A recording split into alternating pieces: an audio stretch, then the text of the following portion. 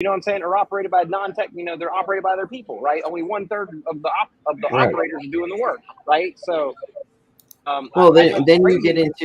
you get into the mathematics of it. There's a minimum amount of ADA required to mint a block, and there's only so much ADA to go around. So with circulating supplies, what 37 million or I mean 37 billion or some shit like that. So even if you divided that up equally into the minimum number of ADA required to mint a block, we hit a ceiling. That's the most decentralized that Cardano could ever be. So where in between one pool and X number of pools do you want to be where you're satisfied with decentralized enough? The point of decentralization is to maintain a ledger, maintain a copy of the ledger. So if a big region goes down, there's still somebody with a copy of the ledger to reboot the blockchain. Like there's like I explained this to the internal team. There's Bitcoin miners that are piped right into the fucking ground, running off of natural gas, not because they're minting blocks or there's tons of terahashes out there producing Bitcoin, but because there's a stable copy that will never go down of the ledger. So if every other miner gets wiped off the face of the earth except for that one, they can reboot the entire Bitcoin blockchain. That's the point of decentralization. Yeah, people have their opinions, skewed by their bias, right? So all of the people bitching about, one pool, one operator, are people with one pool who feel like they're not getting their due because there's so many other people operating all these other pools. Yeah, right? The grass is always greener, and it has nothing to do with decentralization. They're just using that as an it's incentives. I mean, like something to do with decentralization. You can't just completely blow it off like that. No, it's in a way, but it's a bad marketing strategy because a lot of people are paying other people to run their pools, and they're like, "Oh, decentralization," and that's the dumbest fucking argument I've ever heard. Well, I think if you're paying someone to run your pool, I mean, you're automatically running at a loss. So you've got to surely be pushing for every bit of, everything you can. Well, yeah, but it's a fucked up narrative. If you're going to sit there and use decentralization, saying that one guy who's running 3 or 4 pools is bad, while you're paying some asshole who's running 100 and you don't even fucking know it. Come on, man. Let's get real. Let's have a fucking real conversation there, because that's happening a lot. Do you want to know what true decentralization you would never is? find out. If I was running 100 pools, for example, you'd never know. Even with DIDs and whatnot, I'd just be using the DIDs of the client, essentially. If you want to know what true decentralization is, ask everybody in this chat what their thought of decentralization is. You'll get 9 different answer. Yeah, everybody's got a different answer. Yeah. I said that the other day. I said that this is a big space and it's permissionless, so we all have plenty of room to be wrong.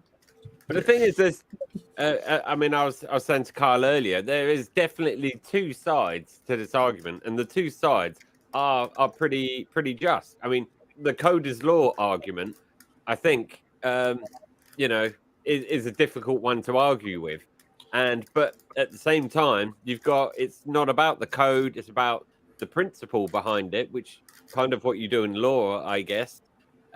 Is saying no, it should be K is 500. It should be 500 pools that are saturated, and that's how it should be. Just like everything, right? It's called an ecosystem. It's called a diversity. You need a little bit of everything. Anytime you're heavy on one thing or another, it's doomed to fail, right? It's like right now in America, in immigration, right? America was built on immigration, right? And we need tell me about it. We need new blood. We need new things, and that's what especially with birth rates as low as they are, you need a new influx of people, right? I mean, look what's happening in Florida right now. Now that they're cracking down so hard and everybody left, they have nobody to do any of the work. Like hotels are starting to not be able to operate. The farmers are not getting their oranges picked, and stuff like that, and all because of some narrative. Like, you need a mix of everything. You need diversity. You need things. Otherwise, you become inbred, right? Like, it's Yeah, we talked in permaculture. It's the same thing. You have to, if you don't have a good diversity of species of plants in your space, then you will be subject to pests and diseases that will let you know you're in balance right away. Right. It's when you get your balance right that your permaculture flourishes. Well, and I'm gonna say some shit people aren't gonna like, but not all state pool operators are the same. That's new. Yeah, what's new? Not you, Kyle. I was going to say something that people might not like. Damn. Well, first of all, Marco, you made the point about definitions of decentralization being different since for 3 years. As long as I've known you, I've heard you say that, and so I give you credit there. But not all operators are alike, and we are not at steady state. We are still in bootstrap mode, where the actions of the people who show up today are going to define the outcome of the endeavors that we're all set on. And if you guys want everybody to make the same amount of fucking money, thinking you're going to get the same results from the people who are here contributing and driving the space forward, y'all have lost your fucking minds. I am hearing more people that I trust and respect ready to leave this space over this dumb shit and go and do something bigger and better. If y'all want to circle jerk each other and do that shit, have at it. Which one of you fuckheads is going to step up and fill the shoes? Well, but of some of the maybe that's what we need, right? Maybe operating a stake pool is your first step into the ecosystem, right? That's your starting block, and then you learn about the ecosystem, and then you find better opportunities because you spent the time building out your SPO. But how about everyone? Sorry, Carl. Sorry, No, Carl. No, but what about sort of Husky's poo, idea, where like this proof of onboarding, where people can start to prove where they're onboarded, because people are doing all sorts of different things, and people can claim all sorts of different things. Doesn't necessarily mean it's true, because you see people hopping through stake pools. Oh, I've got a new delegator. Hello, and it's like, well, it's just come from another stake pool. It's not really a benefit to the system where he is.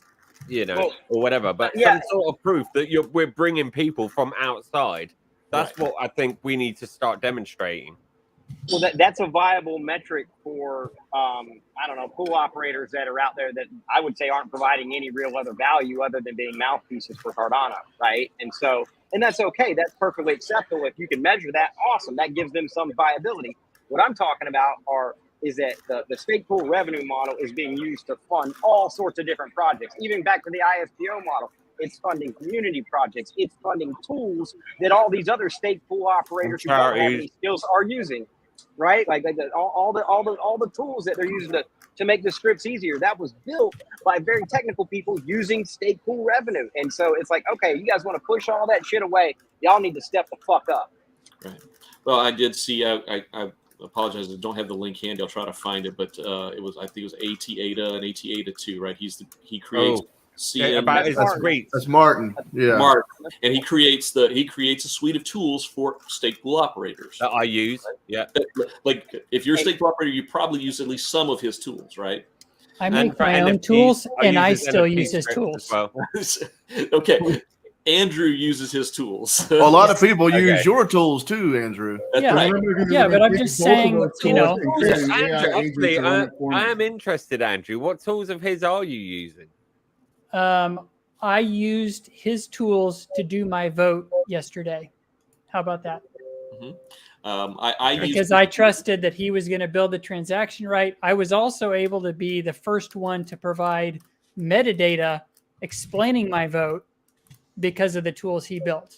Awesome. Anybody that just used the straight up IOG tools, they didn't have an easy way to do that. Martin's tools made it easy. And those are the same. I'm going to be doing mine through CN tools, so I don't know how that's going to. Yeah, that's Ola, as well as some other people, Marcus and all the guild operators over there. Marcus is a legend. I love Marcus. Yeah, there's a lot of good people over there at the guild tools doing that stuff. But it's the point being he has two stake pools. Who does? Yeah. Martin. He has two stake pools that are public. Yes, that are public. And he got reamed today on how he voted unfucking ethically. So whoever sent Martin a DM giving him shit, let me know so I know to pop you in the fucking face when I see you. So I just did the math, and the total number of circulating ADA divided by the minimum ADA required to produce blocks consistently produce blocks, the absolute most decentralized Cardano could ever be would be 17,619 pools. So you let me know where the fuck in between one pool operator and 17,619 where decentralized is. Where's that line? And How how many many? is enough? Then you have the argument. Well, you can have that, but how many are on Amazon? How many are on, this? Oh no, how they many are can't be on Amazon because then that's not decentralized enough. Right. So Well, Because IOG pools are on Amazon, so How- there's a how many of huge them are in chunk of ADA Germany? that's sitting on Amazon. It I gotta don't be know what bare else- bones. With Marco though, Bare metal. like, bare metal in your house. Where's Binance sitting? They're sitting in if a data center. Germany goes down, how many pools do we have left? I do have one relay there. So. That was the big thing during IT. I remember everything was coming in and out of Germany. Yeah. But I agree with you, Marco. Though I think the key, like Anthony, you're talking about the pure numbers of decentralization. I think it's a mixture between that and what Marco's saying of diversity, where you've got bare metal people, or people doing all sorts of different things or ways of doing things. I think. I think that's where decentralization is a mix between those two. No, fundamentally, and this is, I'm not talking about the edge cases of you badasses out there who firmly believe in one pool but are contributing, like Marcus. I don't know if Cleo one's still running or There it or is. Blade, but as my friend Rick said, look at that. As my friend Rick says, he says the real issue, what's going on here, is it's a debate about change the parameters until I win. Yeah, right. Exactly. It's there's so much personal, like, hey, I'm not getting what I want, so I'm gonna bitch until I do. Listen, I mined Bitcoin back in the day. I wanted to open a farm. I kept my miner plugged in until it wasn't worth keeping it plugged in anymore. And then when that happened, I unplugged it. I didn't go on Twitter and throw a bitch fit to all the big miners, Slush Pool and Antminer and ASIC and all them. I just unplugged it. I realized I was a hobbyist miner and it just wasn't profitable enough for me anymore. Yeah, well, you should have raised more hell. If I would have known now about the benefits of mining Bitcoin, I had a job where I ran a warehouse and I was the only person there. I could have had one plugged in the whole time. I had a rent-controlled apartment in Manhattan that I paid $245 a month for that came with free electricity. Oh man! And it was nobody would even known like what a month in electric.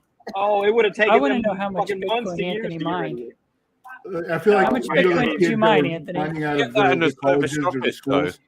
He was giving it away to people at $30. He got a shit ton of it. It's not telling anybody. Yeah. But if you rent a serviced office, I don't know what it's like in America. If you rent like a serviced office, like a normal office, the internet is included. Oh, sorry, the electricity is included. They don't know that you could have a few boxes like stashed under there that are just churning out fucking. Yeah, but anytime you went to a meeting, your nuts would be look like you pissed your pants because your nuts would be sweating so bad. Chris, can you play that video? Yeah, but you can have aircon too, though. So that's the thing. What is it? I sent you on Telegram that video that Adam posted this morning. It's funny that we're talking about this because I'll grab it. I've been talking with Adam about doing Ask Adam segment where we release a video once a week where he just does a minute and a half answer to questions. And so he tested it out this morning, and it was all about SPOs and supporting SPOs. And that's funny that that's the conversation. He's out there kayaking right now, so he can't be in the chat. But if he's kayaking, that means some good shit's coming. That's what he said. He's out there thinking. It's like me and when I go, I spend like 5 hours in the pool. And that's when everything starts to process. That's good for all of us, hopefully. But we're trying to build out the LinkedIn and stuff like that for NFT XLV. So we're trying to come up with all these ideas of posting weekly videos and posting stuff, and so we're testing this Ask Adam segment. It makes sense. He's extremely likable from even people who disagree with him. So yeah, makes a lot of sense. He had a conversation with Mark Cuban when none of us could. He did. He did. But yeah, like I said, it's hard to separate in the space, those that speak so loud and over again, when it's not about the ecosystem, it's all about self-interest, right? And they seem to be always the loudest and always the ones that are trolling and trying to start shit, and then there's people who don't know anything about the ecosystem and they jump on and they echo it because they feel like, oh yeah, this person's talking with authority, so they must be right. Well, I mean, self-interest is what we're all about. That's what the parameters and everything we're supposed to do is let everybody be self-interested and let the chips fall where they may. But I mean, right, but there's I voted in my self-interest. I voted in the self-interest of my pledge partners, and I voted in the self-interest on behalf of my delegates. It's not going to be perfect for each of those groups. Each of those groups is going to give up something. Right, but you're not going to vote in a way but your self-interest usually aligns with the self-interest of the ecosystem. Like you're not going to vote in a way that's going to damage the system. Well, at the end of the day, that is my self-interest too. Is right. The ecosystem succeeds and ADA goes to the moon, and hey, I'm good then. So it's a bigger, grander. It's not my immediate self-interest. I could vote against my immediate self-interest and vote in favor of my long-term self-interest. So there comes a point where you have to balance that, though, right? You can individually understand just how much pain you're able to take before you really need to consider your self-interest over that of the space. I guess maybe self-interest was the wrong word, right? Like maybe it's assuming that it's in your self-interest, right? Like I'm making this statement, I'm doing these things because I believe that's what's wrong. I believe that if this was different, then I would be winning. So without naming any names, because I'm not going to go there, that I've seen that exact argument several times over this last week.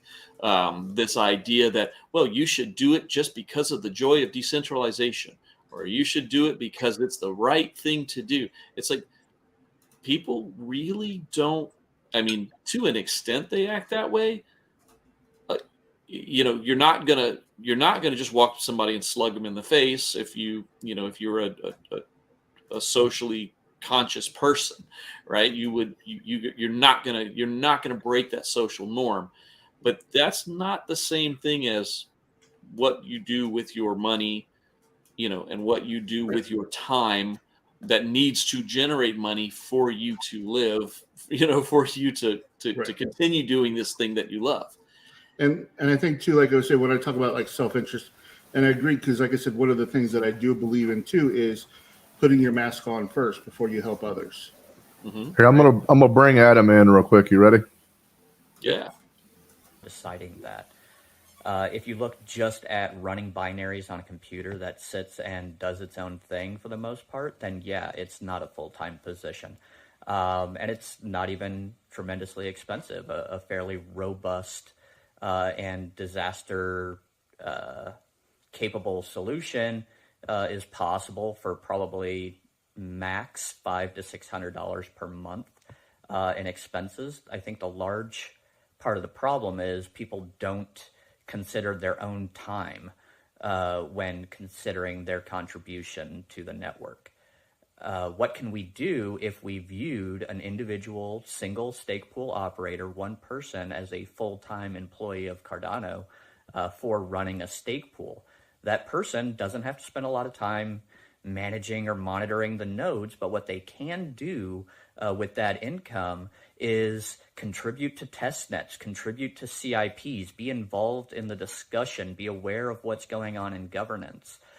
So paying our stake pool operators, who are also the core infrastructure of the network, can be massively beneficial to us as a community if we view them as a valued resource and we ensure that we're delegating to people that are contributing to the overall success of the community in that fashion. So I would encourage you to think about it from that perspective, and not, you're essentially, by delegating to a particular individual, crowdfunding their involvement in the Cardano community. So from that perspective, get to know your stake pool operator, ask them questions, ask them how they're getting involved in the Cardano community, and what good are they doing for the Cardano community. And I think we can all grow and do better. And absolutely having, 500 incentivized and dedicated individuals in the community that can do nothing but Cardano full time would be a win for all of us. So just something to consider. Thanks for checking out this new format, and appreciate you all, and look forward to the comments. Oh wow, we can inject live stream video into our streams now. Yes, we can. I We're gonna downloaded with this shit. I downloaded the video from his tweet and injected it into our Yeah, we stream. can. Yeah. Yes, we can. I'm actually streaming this to my ATM YouTube as well at the same time. Awesome. Yeah, that's another feature we enabled. Was I wanted to test it out before I use it on AdaPulse. So Well, no, like now we got you guys. All that dumb shit everybody says out in the world, like we can pull you right in, and this You is got the receipts. That's right. Yeah. That's right. And yes, a lot of power with this platform. That was one of the main reasons for moving to this platform, is we have the power. Josh can bring in his audience, and I'm glad you're testing it. I can today. actually That's awesome. play my theme tune as well. Like if I was AdaPulse, I could play the AdaPulse theme tune for everyone now, I think. Absolutely. We also have like where you can insert videos and clips. Yeah, I think that's basically what it is. But yeah. I don't know. I'm The still chat. learning the buttons. Yeah, I used a similar one, Melon. I've heard of Melon. Streamer. I think I have used it before. Yeah. Well, hey guys, we're getting kind of tied up on time. Usually we're trying to keep space places short. We had a really, really, really long day today, and it's 4:20. So that's It's 9:20. What happened? So Oh, you did like a Oh, 180 damn. turn. you. Fuck, it's space place. It's 420. It's 420 somewhere, y'all. It's 420. I gotta All go right. teach kids jujitsu. That's great. That'll be fun. I'm gonna That's go good. beat some kids' asses today. Perfect. Are you fighting? Hopefully Are you fighting your special opponent again? No, I haven't seen that. There was this 100-pound chick. She beat the fuck out of me the other day. Oh my god, like a ragdoll, bro. It was brutal. So unexpected because it was no gi, so there's no belts, there's no identifying. I was like, we were drilling. She was, light, and so I'm like, oh, this isn't going to be so bad. She beat the fuck out of me. That was brutal. That'll learn you. They did. That'll learn you good. That was a humbling moment. On that note, it's not the size of the dog in the fight; it's the size of the fight in the dog. Indeed. All right, you guys. Thank you all for participating today. Good to see you. And next week will be the 8 p.m. Eastern Daylight Time for SpacePlace US edition. Thank you all for showing up today, and we'll see y'all next week. Take care, everybody. Thank you, man. See you guys.